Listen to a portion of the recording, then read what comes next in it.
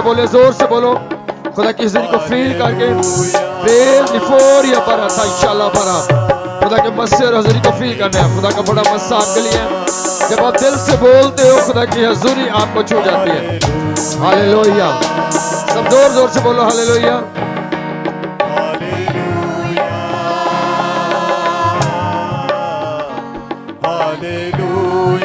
फिर से बोलो जोर से सब आंखें बंद करके हालेलुया।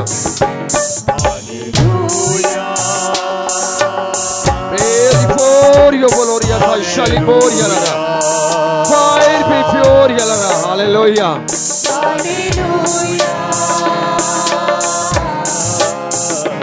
Hallelujah. फिर से बोलेंगे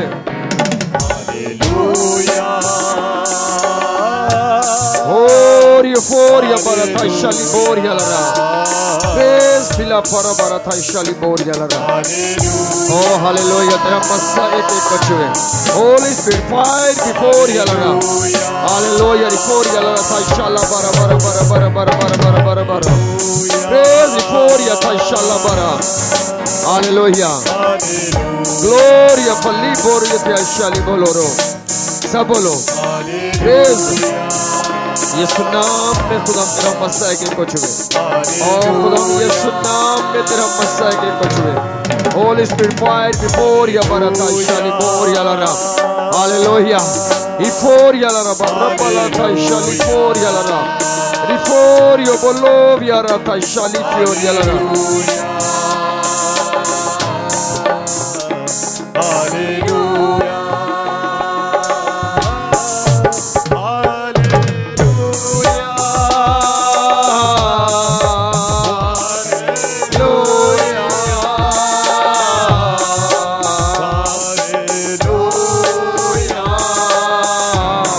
सब जोर से हालेलुया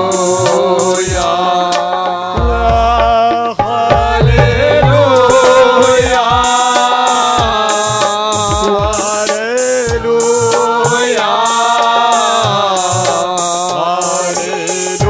हालेलुया सब बोलो पूरे जोर से बोलो हाथों को उठाओ सब बोलो आप खुदा की हुजूरी में हो खुदा का मस्सा यहाँ पर मौजूद है आपके लिए hallelujah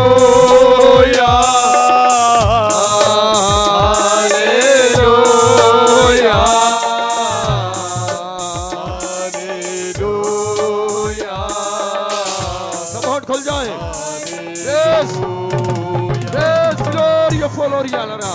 Hallelujah.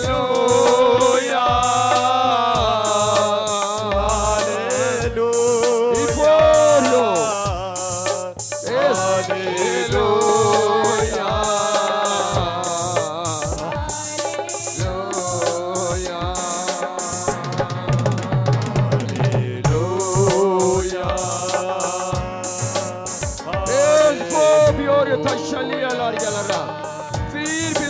Yalara.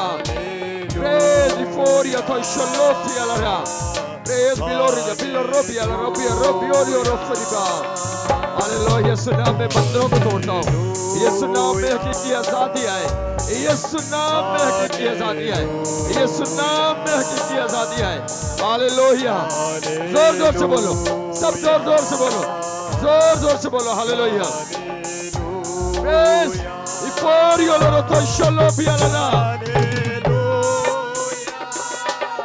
Reload. Praise Phoebe of Allah. Glory of Liboro to Yashalibor Yalara. Fire before Yalara. Glory Allah. Sabolo zor se bolo, chal hokar bolo. Palabara. Hallelujah. ये खुदा की हकीकी प्रस्तुति है जो आप कर रहे हो। ये खुदा की मर्जी है जो आप बोल रहे हो। खुदा चाहता है उसकी तारीफ करो। जोर से हालेलुया बोलो कि खुदा मैं तेरी तारीफ करता हूँ, तू तारीफ के लायक है। खुदा बोला है वो तारीफ के लायक है। बोलना है आपको। Hallelujah. Before you follow Borotha Shalibia. Praise the Lord Yalara Shalaba. Hallelujah. Welcome Pagro. Yes. सब बोलो हालेलुया। वेलकम पागरो। हाथ को लहराओ, दिल से लहराओ, अपने दिल से बोलो पागरो जी मैं आपको वेलकम कहता हूँ। सब बोलो पागरो जी मैं आपको वेलकम कहता हूँ। आजा पागरो। हालेलुया। Praise hallelujah. प्रेज सबको पागरो आजा मेरी जिंदगी में। जोर से बोलो, सब बोलो, हाथ को लहराओ, पागरो आ मेरी जिंदगी में। आजा पागरो। वेलकम होली स्पिरिट जी मैं आपको वेलकम कहता हूँ। पागरो मेरी जिंदगी में आ और राज बिफोर या बारात जोर जोर से बोलो। हिलोर या फो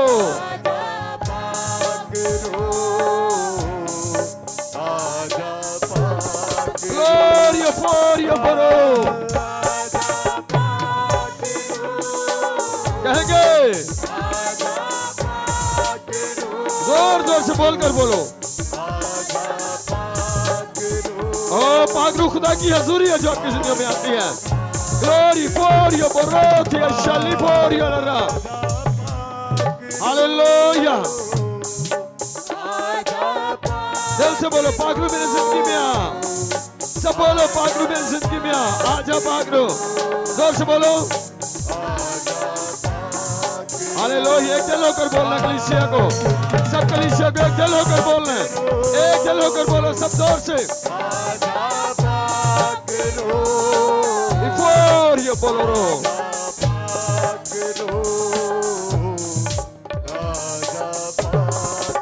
Hello fio boro to shali bori ala. Yes.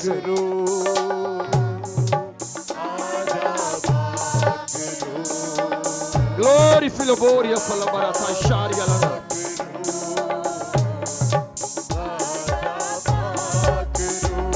खुदा चाहता है कलीसिया मस्सा से भर जाए। खुदा चाहता है कलीसिया मस्सा से भर जाए। खुदा चाहता है कलीसिया मस्सा से भर जाए। खुदा चाहता है रूह से ममूर होते जाओ। अपने आप को पेश करो खुदा के आगे बोलकर। पेश करो अपने आप को, खुदा मुझे रूह से भरना है। सब पेश करो अपने आप को इस ईमान के साथ कि आज मुझे रूह से भरना है। खुदा मुझे आज पाक रूह से भरना है। सब बोलो खुदा मुझे रूह से भरना है आज। खुदा मुझे भर दे अपने मस्सा से। सब बोलो कहो खुदा मुझे रूह से भरना है। सब खड़े हो जाओ, सब खड़े हो जाओ, सब खड़े हो जाओ। हालेलुया। बोलो पाक रूह में मुझे भरना है आज। हालेलुया। ग्लोरी फॉर योर बरा।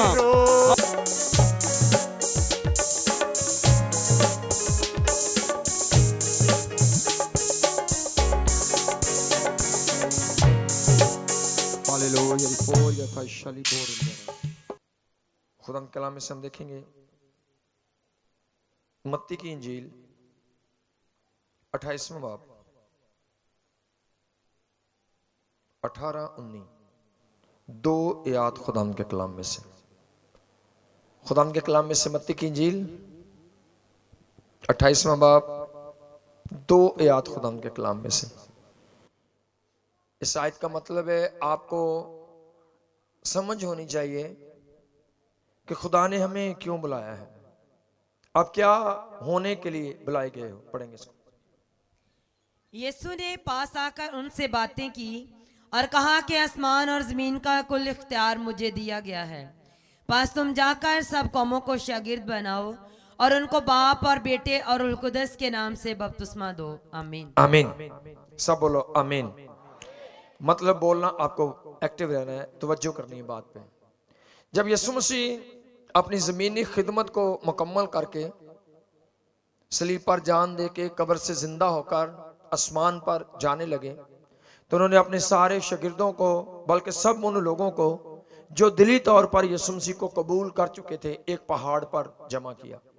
उस पहाड़ पर सिर्फ 12 शागिर्द नहीं थे, बल्कि वो तमाम लोग थे जिन्होंने दिल से अपना आप यीशु को दे दिया था, जिन्होंने वाकई अपना निजात दहिंदा, अपना मालिक, अपना खुदावंद, सब कुछ यीशु मसीह को मान लिया था।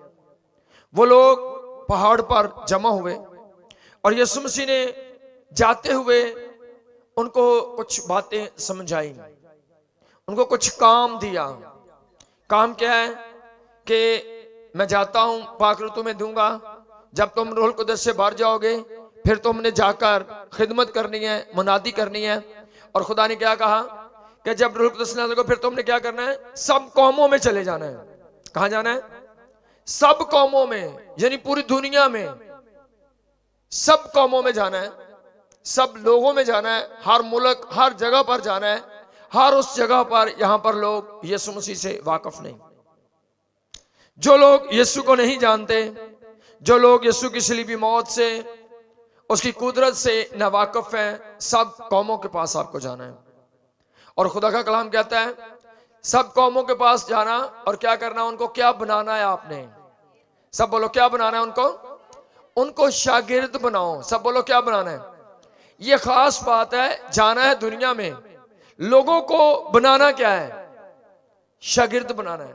जब यीशु मसीह ने किसी को आपके पास भेजा कि आपको वो बुलाए, वो दावत दे, तो आपको क्या बनाना था, क्यों बुलाया गया? खुदा आपको क्या बनाना चाहता था? शागिर्द बनाना चाहता। सब बोलो क्या बनाना चाहता था। सो जितनी कलीसिया है, जो लोग वाकई अपना आप खुदा को दे चुके हैं, उनको एक बात की समझ होनी चाहिए कि हम क्या बन गए हैं। अगर आपने वाकई यीशु मसीह को कबूल कर लिया है, आपने यीशु मसीह को अपना निजात दहिंदा मान लिया है, तो सब कलीसिया जो है ये खुदावंद के क्या बन गए हैं, ये शागिर्द बन गए हैं। शागिर्द हो आप। सब बोलो क्या हो, आप शागिर्द हो। फिर से बोलो क्या हो आप शागिर्द हो। शागिर्द आप किसको कहते हो दुनिया में?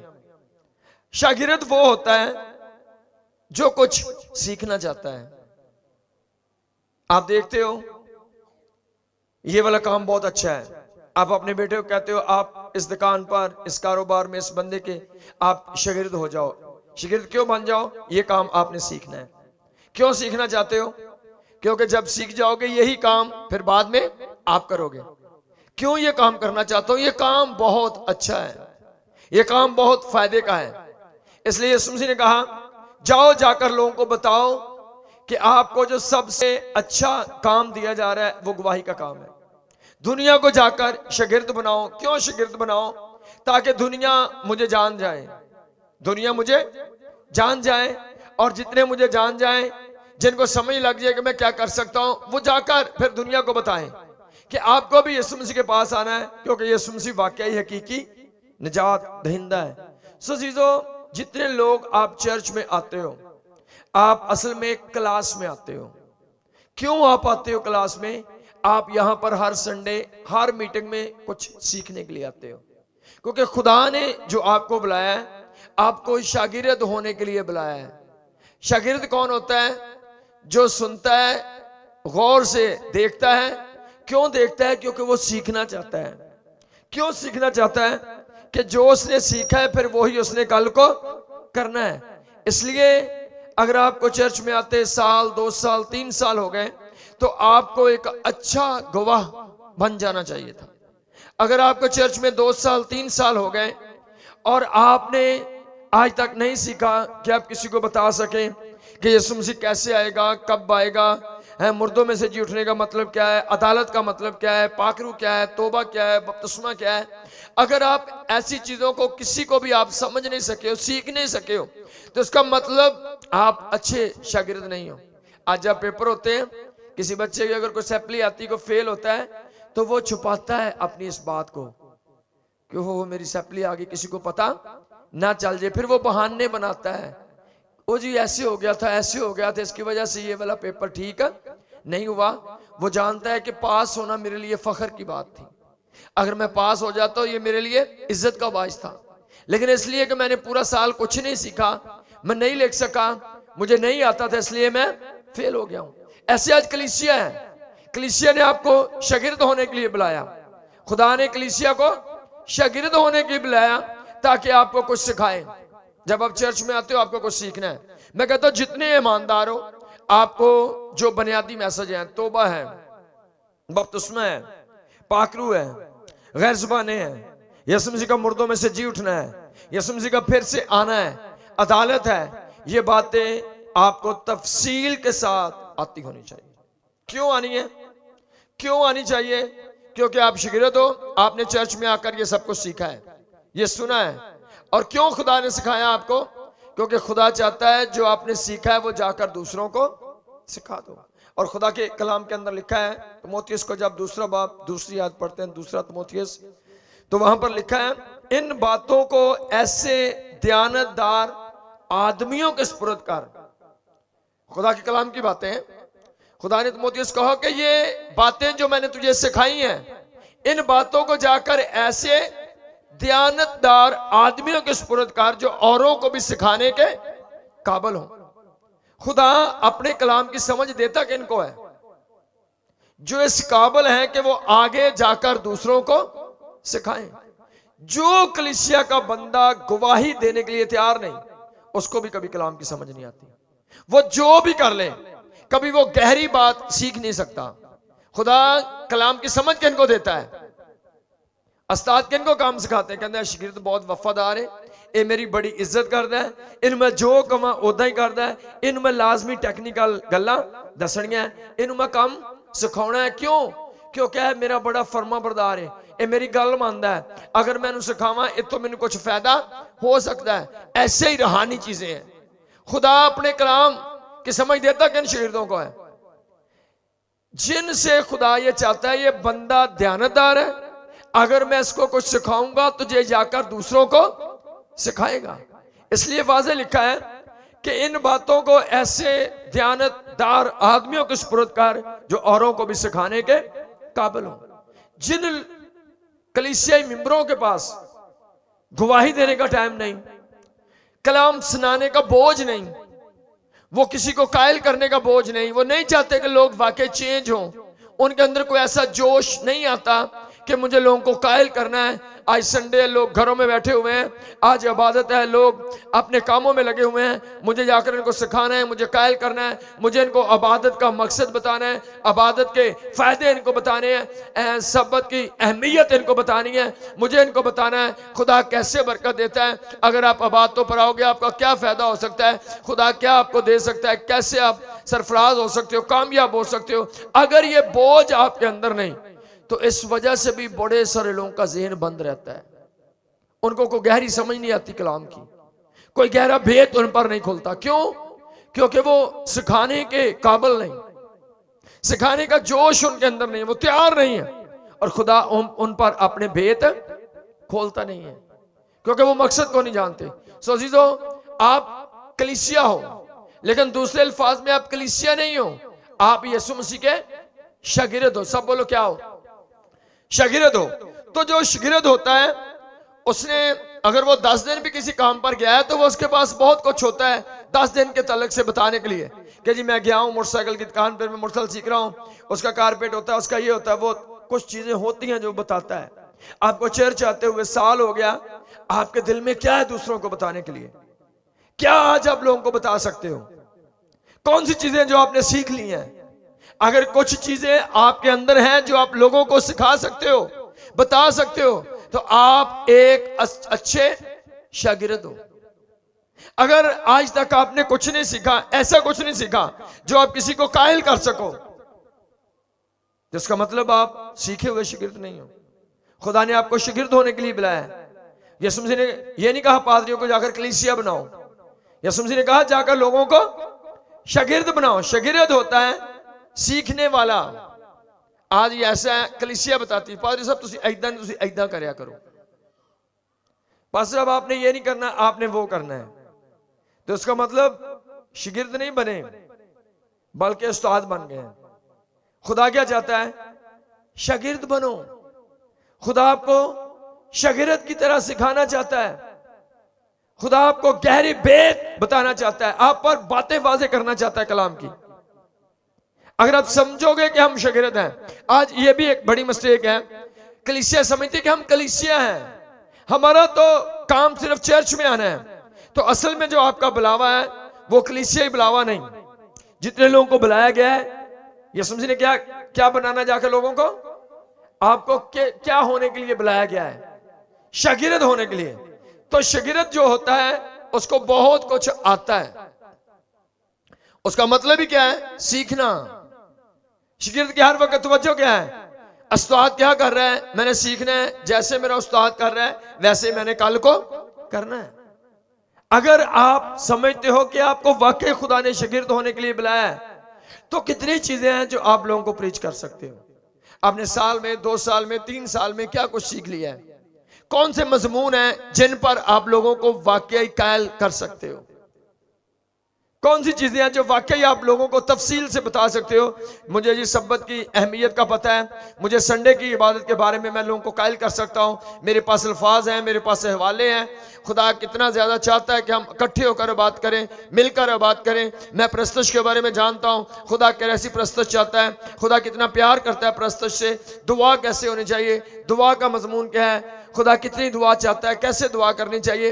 ऐसे अगर तो आपको ये बुनियादी बातें आती हैं बाह वाला वाकई इस तौर से कि आप किसी को कायल कर सको, तो आप एक अच्छे शागिर्द हो और खुदा खुश होता है। लेकिन आप कलीसिया होने के लिए नहीं बल्कि शागिर्द होने के लिए बुलाए गए हो। इसलिए हर कलीसियाई मेंबर पर, हर उस बंदे पर जिसने यीशु मसीह को अपना शख्सी निजात दहिंदा कबूल किया है, उस पर फर्ज है कि वो गवाही देने वाला हो। जैसे हम काफी देर सीखते रहे कि खुदा का कलाम कहता है वो बंदा भी मला होना है जो खुदा का काम बेपरवाही से करता है, जिसको खुदा के काम की परवाह नहीं, फिक्र नहीं, वो करने के लिए तैयार नहीं, उसके पास करने के लिए टाइम नहीं। मैं बहुत कभी कभी हैरान होता हूं, अतवार का दिन होता है, इबादत का दिन है, कलीसिया 6 दिन से वेट करती है कि हमने 7वें दिन चर्च जाना है। 7वां दिन आता है, कोई छोटा सा फंक्शन होता है, लोग बड़ी खुशी से कहते हैं नहीं जी कल नूं मैं नहीं आना। क्यों? कल नूं जी असीं फलानी जगह सालगिरह ते जा रहे हैं। ये वो लोग हैं जिन्होंने अभी तक यीशु को नहीं जाना, जिनको अभी तक समझ नहीं लगी इबादत की अहमियत की, सब्बत की अहमियत की, खुदा की मोहब्बत से वो नावाकिफ है। लेकिन खुदा की ये मर्जी नहीं, खुदा चाहता है आप लोगों को बताएं कि भाई सब्बत इतना अहम है, उसकी अहमियत खुदा के कलाम में ये है, कभी सब्बत नहीं तोड़ना है। आपने, खुदा ने सब्बत का दिन बनाया इसलिए कि कलीसिया सब कामों को छोड़े और आकर उस दिन मेरी हजूरी में बैठे, उस दिन मेरी आवाज को सुने और वो मेरी इबादत करे। अगर कुछ लोग आपके घर में, आपके रिश्तेदारों में हैं जो सब्बत की अहमियत से वाकिफ नहीं, आप उनको सिखा नहीं पाए, तो इसका मतलब आप अच्छे शागिर्द नहीं बने। आप दुनियावी तौर पर शागिर्द हो बहुत सारे कामों में, रूहानी शागिर्द आप नहीं बने। खुदा चाहता है आपको चीजों की तरतीब से समझ आए। नहीं समझ तो आप शागिर्द हो। शागिर्द का काम ये सीखने वाला, समझने वाला। सो यहां पर सिर्फ आना आपका इबादत करने के लिए नहीं। इबादत क्यों है? खुदा यहां पर खुद आता है, पाकरू मौजूद होता है और पाकरू उस्ताद की तरह आपको सिखाता है। हमारा उस्ताद कौन है? हम कहते हैं पाकरू हमारा उस्ताद है, पाकरू हमें सिखाता है। तो वो उस्ताद है, तो शागिर्द कौन है फिर? अगर पाकरू उस्ताद है तो शागिर्द कौन है? हम सब क्या है? तो पाकरू जब बोलता है, खुदा का कलाम बोलता है, तो वो आपको शागिर्दों की तरह सिखा रहा है कि भाई आज से आप इबादत को सीख लो, आज आप दुआ करना सीख लो, आज आप मनादी करना सीख लो, आज आप यीशु मसीह का दोबारा आना सीख लो। क्यों सीख लो? क्योंकि जो सीखा है वो जाकर सिखा सको। ये खुदा की मर्जी है। खुदा के कलाम में से हम एक हवाला देखेंगे। जो लोग जान गए कि खुदा की मर्जी क्या है, बड़े सारे लोग आज खुदा की मर्जी से नावाकफ है। खुदा चाहता है आप उसकी मर्जी को जान जाओ। इमाल की किताब 16वां बाब 25 से 28 तक गौर से सुनना है। ये वो लोग हैं जो खुदा की मर्जी को जानते थे। आज कलीसिया जाने खुदा ने आपको क्यों बुलाया? अपने शागिर्द होने के लिए। सब बोलो क्या हो आप? मैं चाहता हूं आप 100 दफा बोल दो कि मैं शागिर्द हूं, ताकि ये आपके ज़हन में बैठ जाए कि आज से मुझे सीखना है, आज से मुझे समझना है रूहानी जिंदगी को, रूहानी चीजों का भी मुझे नॉलेज होना चाहिए। आपके पास दुनिया की बहुत समझ है, बहुत कुछ आपने जान लिया, लेकिन आपने रूहानी चीजों को नहीं सीखा। आपको समझ नहीं लगी कि मुझे दुनिया का शागिर्द बनना था या असल मकसद हमें खुदा का शागिर्द होना है। खुदा ने यीशु मसीह ने आपको अपने शागिर्द होने के लिए बुलाया है। आपका जो रूहानी बुलावा है, जो आसमानी बुलावा है, वो खुदा यीशु चाहते हैं कि आप मेरे शागिर्द हो जाओ। आप रूहानी चीजों को सीखने वाले, जानने वाले बन जाओ। आपको रूहानी चीजों की समझ नहीं तो आपको समझ लो कुछ भी समझ नहीं है। इसलिए अगर आप पूरी दुनिया को जान जाओ कि दुनिया कैसी है और आप ये ना जान पाओ कि खुदा कैसा है या रूहानी जिंदगी कैसी है, तो आप जीरो, कुछ भी नहीं आपने जाना है। इसलिए जरूरी है कि आपको रूहानी जिंदगी के बारे में सब कुछ आता हो। मैंने पूरी जिंदगी एक ही कोशिश रखी है कि मैंने पूरी रात दुआ करनी है। जब से मैंने खुदा यीशु को जाना है, आज से 35 साल पहले, 30 साल पहले, जब मैं नया ईमानदार था, उस वक्त भी एक चीज मेरे अंदर थी जिसकी मुझे समझ नहीं कि मैं उस वक्त से एक मेरा टारगेट था कि पूरी रात मैंने बैठना है खुदा की हुजूरी में। और खुदा मुझे सिखाता रहा एक शागिर्द की तरह, और खुदा ने रूहानी जिंदगी के बारे में मुझे सिखाया। आज मुझे दुनिया की बेशक बहुत ज्यादा समझ ना हो, मैं दुनिया को बहुत ज्यादा ना भी जानता हूं, लेकिन मैं रूहानी जिंदगी को अच्छे तरीके से जानता हूं, क्योंकि असल में मेरा उस्ताद जो है वो यीशु मसीह है। मैंने खुदा से रूहानी चीजों के बारे में सीखा है। इसलिए हम कामयाब हैं, क्योंकि हम दुनिया को बेशक कम जानते हैं, लेकिन हम खुदा को अच्छी तरह से जानते हैं। जब आप रूहानी चीजों को जान जाओगे तो यही चीजें आपकी कामयाबी बन जाएंगी। एक गवाही मैं सुन रहा था किसी की जुबानी कि किसी ने गवाही दी कि हम एक चर्च में थे और हमने चर्च छोड़ा, और छोड़ने के बाद हमें बड़ी बरकत मिल गई, आज हमारे पास सब बरकतें हैं। ऐसी गवाही थी कोई। तो पहले हमारे पास बरकत नहीं थी। तो मैंने कहा बरकत समझते किसको? लोग समझते हैं बरकत पैसे को, कि मुझे पैसा मिल गया, पहले मेरे पास पैसे नहीं थे, अभी मैंने ये किया पैसे आ गए। सिर्फ पैसा बरकत नहीं। अगर आप ऐसी बरकतों को देखो कि सिर्फ जमीनी बरकतें ही बरकतें हैं, तो ये तो बड़े सारे लोगों के पास नहीं थी। पतरस क्या कहता है? फकीर मांगता है भीख उससे, और पतरस कहता है सोना चांदी तो मेरे पास, पर एक और तरह की बरकत हैगी है, एक और तरह की बरकत हैगी जिससे तू भी ना वाकिफ है। वो क्या है? मैं मौजज़ा कर सकता हूं।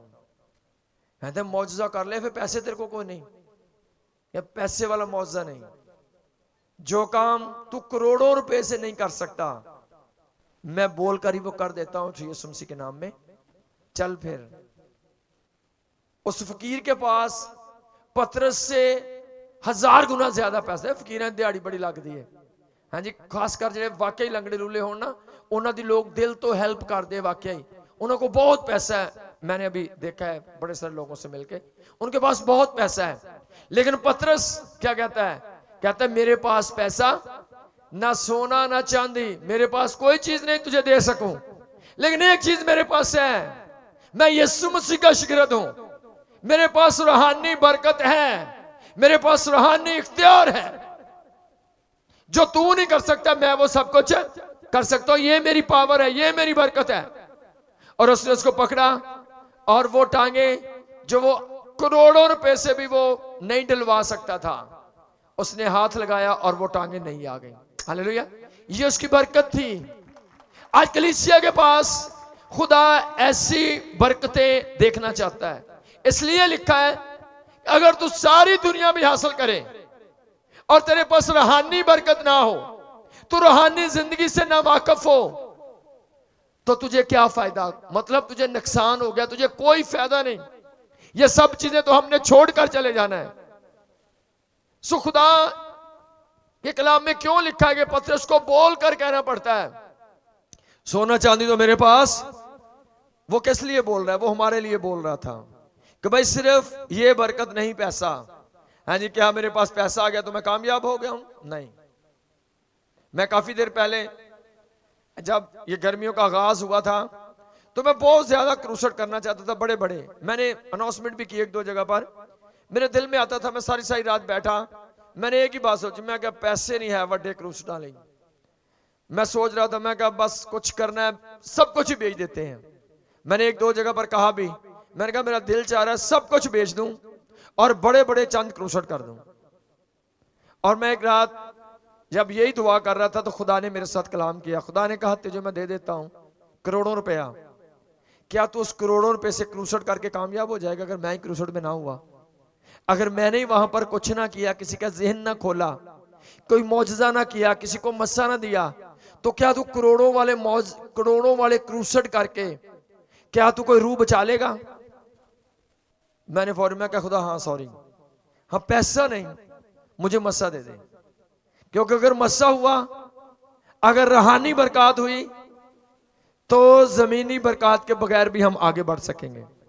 लेकिन अगर रूहानी बरकत ना हुई, करोड़ों रुपया भी हमारे पास हुआ, अरबों रुपया भी हो और बड़े बड़े क्रूसेड कर दूं, लेकिन उस क्रूसेड में खुदा किसी को मस्सा ना दे, खुदा किसी का जहन ना खोले, किसी की सोच को खुदा चेंज ना करे, मतलब खुदा वहां पर काम ना करे, तो अरबों रुपया लगाने के बाद भी हम नाकाम हो सकते हैं। जैसे पतरस ने कहा सारी रात मेहनत कीती है पर कुछ हाथ नहीं है। सुन कहा ठीक है सारी रात वाला छोड़, अभी एक टोटका है, डाला जाल उसने भर गया है। ये खुदा उसको सिखा रहा था कि यार सब कुछ मैंने करना है, तू फिक्रमंद मत हो, मेरे कहने पर चल, सब कुछ ठीक है।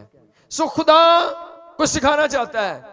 कलीसिया की जो पावर है वो रूहानी इख्तियार है।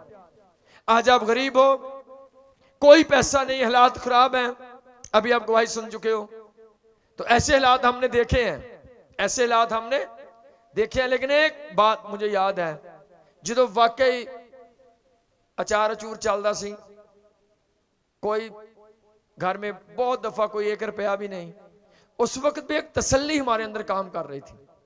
एक तसल्ली थी कि यार ये सब कुछ चेंज हो जाना है, ये हमेशा ऐसे नहीं रहना है, ये चेंज होना ही होना है। उस वक्त भी हम पूरी पूरी रात दुआ जरूर करते थे। उन हालात में भी जब कोई सहूलत भी नहीं थी दुआ वाली, तो सेन में होते ही इथे 2-4 पंगे नठियां हैं, इथे लागे से थले दुआ कर रहे हैं, थले ही बैठे हैं, कोई सहूलत नहीं, कोई अलग कमरा है, कोई वहां पर कोई अलग कोई पक्खा ही लग्या हो, ऐदा की भी सहूलत नहीं सी है।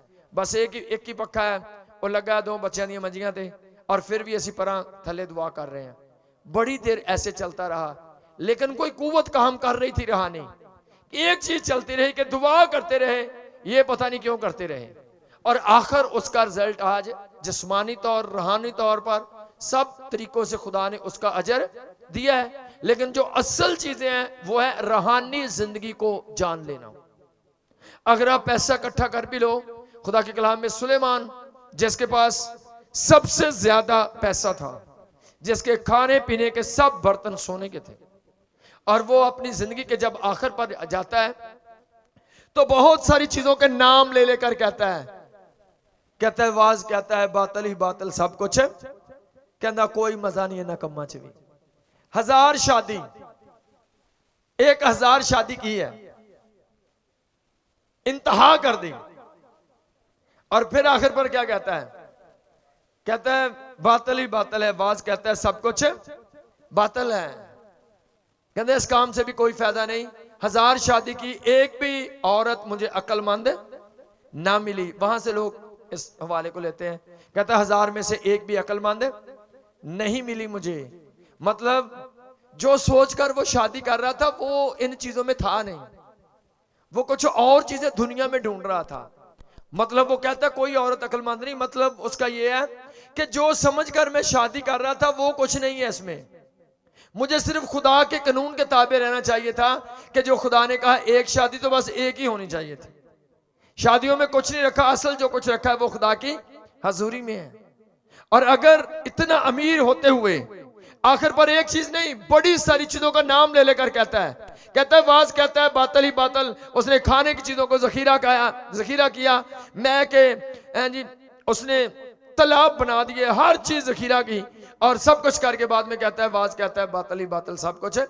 कहता है ना चीजों तो कोई फायदा नहीं। हकीकी तसल्ली जो देता है वो सिर्फ खुदा का कलाम और उसकी हजूरी है। और उससे हम सीखते हैं इतना अमीर होने के बावजूद अगर वो रूहानी चीजों को नहीं समझ सका, वो बादशाह जब वो बादशाह था तो कोई उसके सामने पंजाबी कह लो चिड़ी पारने से मार दी, किसी ने जंग करने की जरूरत नहीं की उसके साथ। इतना वो अमीर, इतने उसके पास फौज सब कुछ था। लेकिन जब वो जाता है बुढ़ापे में तो आज सुलेमान को कोई कामयाब बादशाह नहीं गिना जाता, उसको नाकाम बादशाह गिना जाता है। इतनी दौलत, इतना पैसा, इतनी हिकमत होने के बावजूद उसको नाकाम बादशाह गिना जाता है, क्योंकि वो कितनी चीजों को खुद ही कहता है ये मैंने गलत किया। और इतनी शादियों के बाद उन बीवियों ने उसको गुमराह किया, और जब वो बूढ़ा हो गया तो वो बीवियां उसको मंदिरों में लेकर गई, और वो मंदिर जो पहले इस्राएल में से गिरा दिए गए थे उन बीवियों ने मजबूर किया सुलेमान को, और उसने वो दोबारा से मंदिर बनवाए और उन मंदिरों में अपनी बीवियों के पीछे जाकर बुतों को सजदा करने लगा। और खुदा नाराज हो गया और खुदा ने इस्राएल के 2 टुकड़े कर दिए। इतनी दौलत, सब कुछ, लेकिन रूहानी चीजों के समझने में उसने गलती की। रूहानी जिंदगी के अंदर वो पावरफुल नहीं है, रूहानी चीजों को वो जान नहीं सका। उसने सब कुछ अकल के सहारे दुनियावी तौर पर किया और वो नाकाम हो गया। आज कलीसिया क्यों नाकाम है? कलीसिया समझती है शायद मैं मेहनत करके कामयाब हो जाऊंगा। तो मेहनत करके नहीं भाई, बाइबल लिखा है मेहनती के हाथ बरकत पाते हैं। मेहनत आपको करनी है, पर 8 घंटे मेहनत करने के बाद आपको 3 घंटे चर्च में भी आना है, तो आप ब्लेस हो। अगर आपने 8 घंटे मेहनत करके उसकी जगह आपने 10 घंटे मेहनत की और दुआ नहीं की, तो आप 40 साल के बाद भी कहोगे सारी उम्र काट देती बढ़िया कुछ नहीं, क्योंकि आपने तरीका गलत इस्तेमाल किया है। दुरुस्त तरीका क्या है? आप करो 8 घंटे काम, लेकिन उसके बाद आपने 3 घंटे चर्च में भी आना है। अगर आप वो 3 घंटे मिस कर रहे हो तो आप ना वाकिफ हो बरकत से। वो जो 3 घंटे आप अपने कामों में लगा रहे हो वो एक कीड़ा है जो आपकी बरकतों को खत्म कर रहा है। आपको समझना है चीजों को, क्योंकि खुदा का भी टाइम है आपकी जिंदगी के अंदर। खुदा आपसे कुछ चाहता है, खुदा चाहता है आप कुछ करो। जो कलीसिया के अंदर गलती है वो ये है कि हम जिस्मानी चीजों को समझ रहे हैं मगर हम रूहानी जिंदगी से नावाकिफ हैं। अगर आप रूहानी चीजों को समझ जाओ, खुदा का बरकत देने का तरीका जो है वो क्या है। खुदा के कलाम में अगर हम दुनियावी रुपए पैसे को सिर्फ नापे तो खुदा के कलाम में मैं गौर कर रहा हूं कि पलूस रसूल जो बाइबल का हीरो है, अगर हम माली बरकत, जिस्मानी बरकत का जिक्र करें तो उसके पास क्या था? ना तो उसकी शादी हुई, ना उसकी कोई औलाद है, ना उसका कोई अपना घर है, कोई उसका घर भी अपना नहीं था, और सारी उम्र वो बीमारियों में है। लेकिन खुदा हर रोज उसके साथ बात करता है। खुदा हर रोज उसके साथ बात करता है। कौन सी बरकत उसके पास? उसके पास रूहानी बरकत है। जब वो आसमान पर जाता है कहता है मेरे लिए जब मैं आसमान पर जाऊंगा एक रास्तबाजी का ताज रखा हुआ है जिसके ऊपर हीरे और सोने से वो बना हुआ है और वो बहुत कीमती है। मेरे लिए ऊपर एक ताज बनाकर रखा गया है। आसमान पर मेरे लिए बड़ी बड़ी बरकत है। जमीन पर आपने वो बरकत नहीं देखी है, लेकिन जमीन पर भी लोग पलूस से मिलने के लिए तरसते थे। कोई पैसा नहीं, कोई शिफा नहीं, कोई मौजा नहीं। खुदा ने कहा तू शिफा मांगना ही ना मुझसे।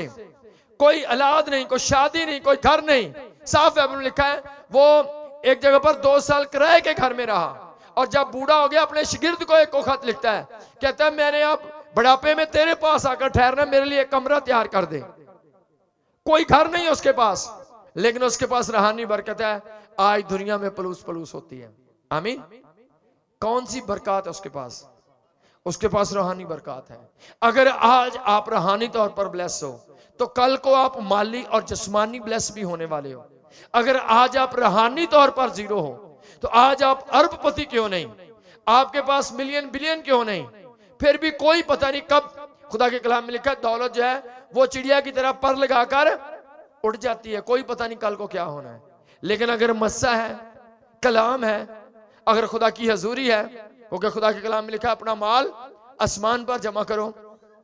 ये आपके ईमानदारी के काम है जो आसमान पर लिखे जाते हैं। तो वहां पर ना कोई जंग लगता है, ना कोई कीड़ा लगता है, कोई चीज उसे खराब नहीं करती, ना वहां पर चोर नकब लगाते हैं। जो कुछ आपका आसमान पर है वो सब कुछ सेव है, कोई शैतान उसे छीन नहीं सकता है। सो जीजो समझो कि आप शागिर्द हो। खुदा चाहता है आप सीख जाओ कि आप जमीन पर रूहानी बरकतों के लिए बुलाए गए हो। आपकी जिंदगी के अंदर अगर रूहानी पावर है, आपके अंदर मस्सा है, आपके पास कलाम है, आपके पास इख्तियार है, आपके पास रूहानी समझ है, तो बेशक आज आपके पास रोटी भी नहीं, आने वाले वक्तों में आप अपने सब रिश्तेदारों से सरबुलंद होंगे। वो मस्सा आपको ऊपर लेकर जाएगा।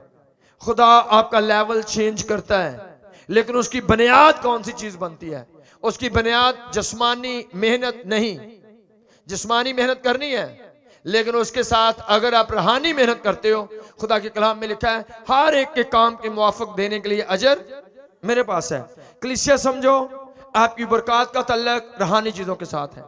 अगर आपकी दुआ पूरी है, आपकी प्रस्तश पूरी है, आप बोझ रखते हो सीखने का, बाइबल पढ़ने का, आप बोझ रखते हो लोगों को कायल करने का, रूहें बचाने का, जो सीखा है वो सिखाने का, वो बताने का, आने वाले वक्तों में सबसे ब्लेस आप होंगे, क्योंकि ये खुदा का एक तरीकाकार है। खुदा कैसे बरकत देता है? खुदा रूहानी चीजों के वसीला से आपको ब्लेस करता है। रूहानी बरकतों के वसीला से जिस्मानी और माली बरकत आपकी जिंदगी में आती है। लेकिन अगर आप कलीसिया की गलती यहां पर है, हम सारी मेहनत जो करते हैं वो रुपए पैसे के लिए करते हैं। सारी मेहनत जो हम करते हैं रुपए पैसे के लिए करते हैं, अपने लिए जंग लड़ रहे हैं। खुदा चाहता है आप खुदा की जंग लड़ो, खुदा आपकी जंग लड़ेगा। आप खुदा का काम करो, खुदा आपके कामों को करेगा। यीशु ने क्या कहा? अपनी सब फिक्रें मुझ पर डाल दे, मैं तेरी फिक्र करूंगा। तू फिक्र ना करना, तू अपनी फिक्रें मुझ पर छोड़, और मुझे तेरी फिक्र है, मैं तेरी फिक्र करूंगा। लेकिन अगर आप सब फिक्रेंगे ना यीशु तुसी ना करो, मैं अपनियां आप ही कर लांगा, तो सारी उम्र आप फिक्रों में गिरे रहोगे। अपनी फिक्रें खुदा पर छोड़ो। खुदा आपको कामयाब करना चाहता है। खुदा आपको बरकत पर बरकत देना चाहता है, लेकिन रूहानी जिंदगी को दुरुस्त करने के बाद माली और जिस्मानी बरकतें आती हैं। मैं जानता हूं कि अगर अब भी हम उसी तरह से खुदा के साथ वफादारी से चल रहे हैं, अभी भी हमारी कोशिश है कि हमने पूरी रात ही दुआ करनी है, हमने ज्यादा से ज्यादा रोजे रखने हैं, तो अभी भी मुझे ऐसा लग रहा है कि बहुत जल्द जो कुछ चारों तरफ नजर आता है ये सब कुछ चर्च होगा। अभी भी आप क्यों, मैं देख रहा हूं खुदा ये बड़ी बरकतें देने वाला है। जो कुछ आप देखते हो सब कुछ चर्च में चेंज होगा। खुदा करेगा ये, क्योंकि ये खुदा का वादा है। लेकिन इसकी बुनियाद क्या है? इसकी बुनियाद है आपको मस्सा में आगे बढ़ना है। जितना मस्सा बढ़ता जाएगा उसी कदर आपकी दूसरी चीजें भी बढ़ती जाएंगी। लेकिन अगर मस्सा नहीं, सारी जिंदगी के बाद पतरस की तरह कहोगे सारी रात काली कीती है पर कुछ हाथ नहीं आया, सारी जिंदगी दिन रात लगे रहे हैं। अब देखो जी बच्चों ने मेरे नाल की कीता है। बड़े बुजुर्गों से आप सुनते हो, मैं बच्चों लिए आ कर दिता, ऐ हुण देखो की मेरे नाल करन दे ने। तेरी गलती है, तूने सारी उम्र अपने बच्चों के लिए, तूने खुदा के लिए कुछ नहीं किया। ये आपकी गलती थी, इसलिए बच्चे आपके कभी नहीं काम आएंगे, क्योंकि आपने सारा फख्र ही बच्चों पर किया, आपने खुदा पर फख्र ही नहीं किया। अगर आप सब कुछ खुदा के लिए करते तो खुदा आपके लिए हजारों बच्चे खड़े करता जो आपके मददगार बनते। अगर आप खुदा के लिए कुछ करते तो आज बहुत सारे लोग हैं जो कुछ करते हैं वो किसके लिए करते हैं? कहते जी मैं तो औलाद की खातर करन दे हैं। ये औलाद आपके काम नहीं आएगी।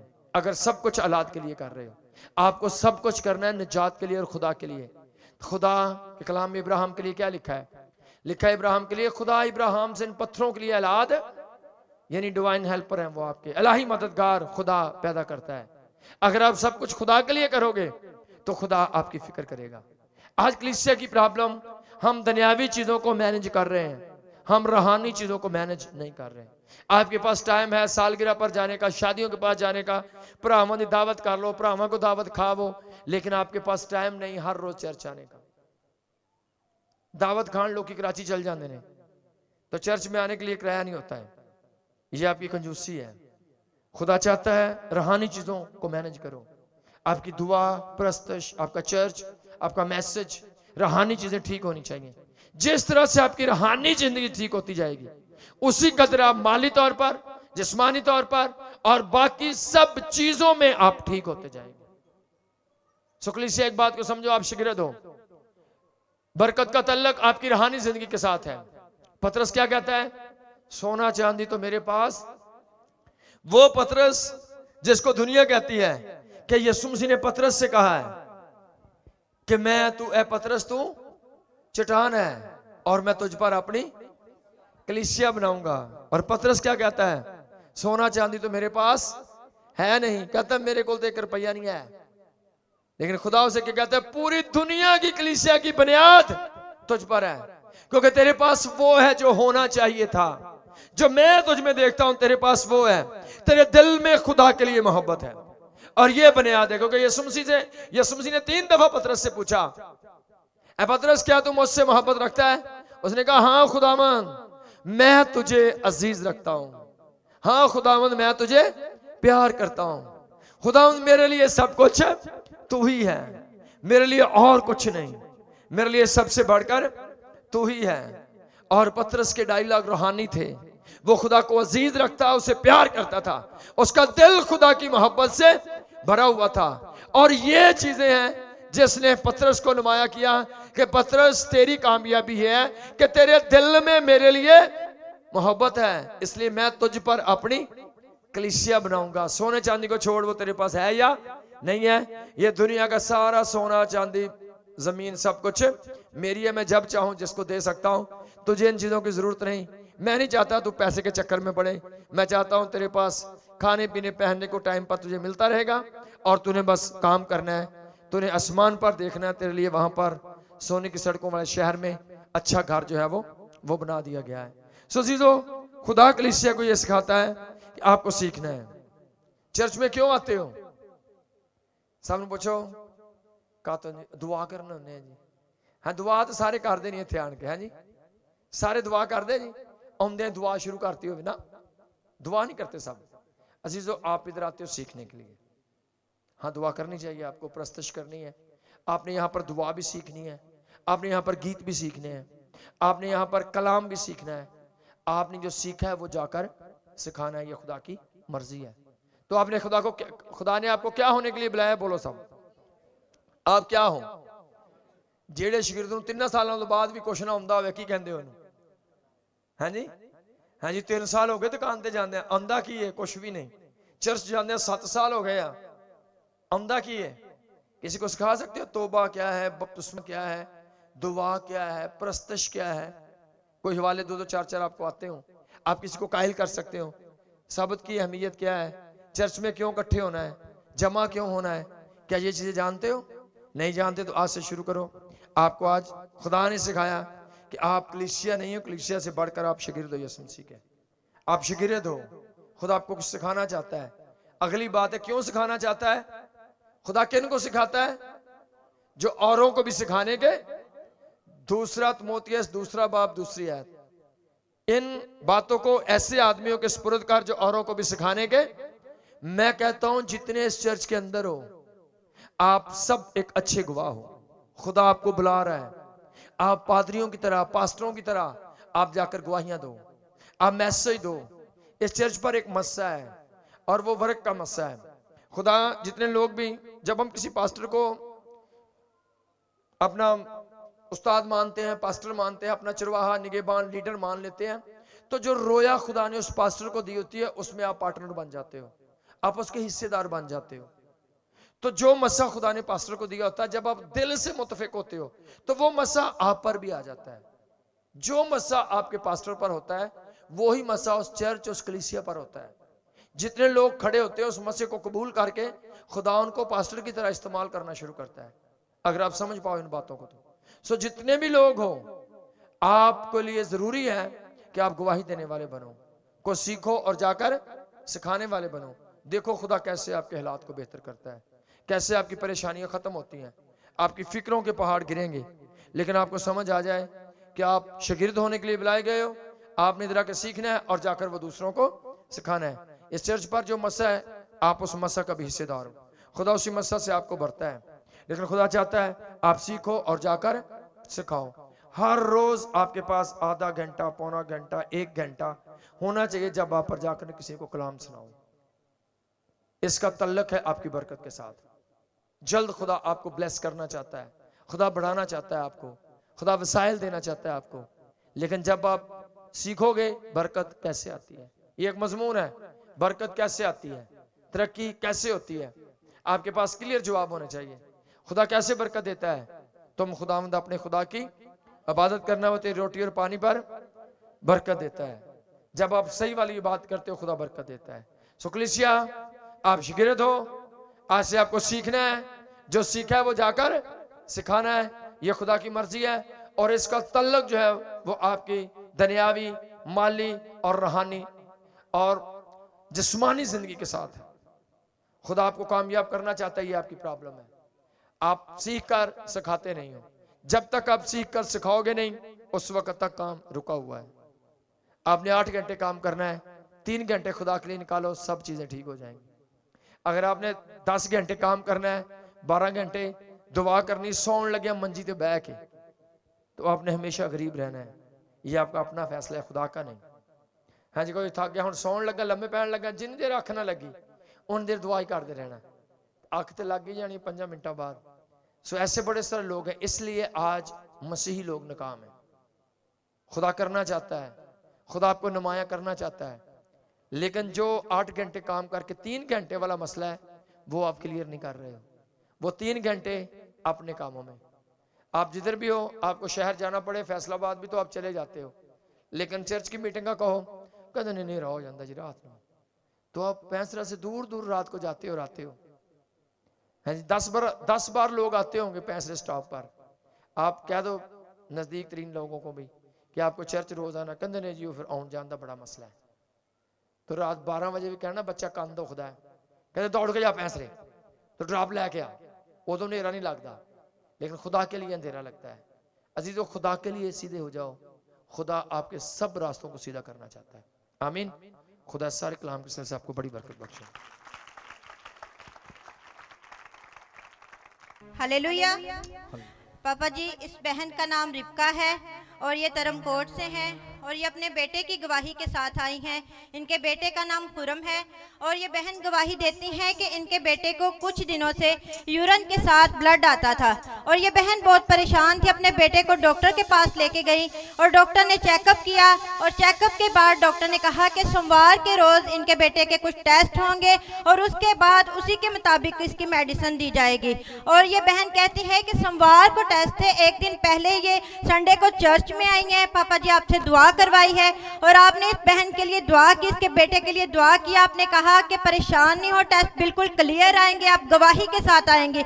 और ये बहन बताती हैं कि जब सोमवार को ये हॉस्पिटल गई हैं, इन्होंने टेस्ट करवाए और रिपोर्ट आई और पापा जी जैसा आपने कहा ईमान के मुताबिक वैसा ही हुआ। इनकी रिपोर्ट बिल्कुल क्लियर आई, कोई भी मेडिसिन नहीं खाई, बेटा बिल्कुल ठीक है। जब से दुआ कराई है तब से लेके अब तक बिल्कुल नॉर्मल है। Hallelujah, hallelujah.